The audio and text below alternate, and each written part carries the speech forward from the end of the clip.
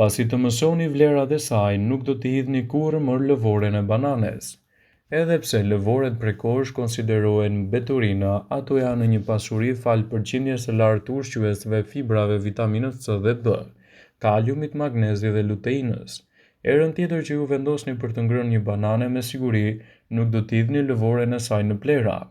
Ekspertët thonë se ka aplikime të shumta, ndërsa disa prej këtyre truqeve mund t'i bëni vetë në shtëpi.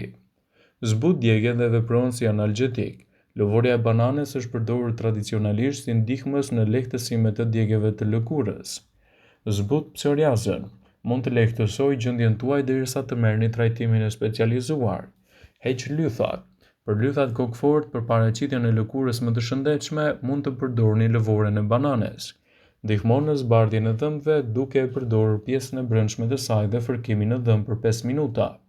Ajo ndihmon në humbjen e kilogramëve dhe përmirëson edhe dukjen e lëkurës suaj, citon mbrojtësi.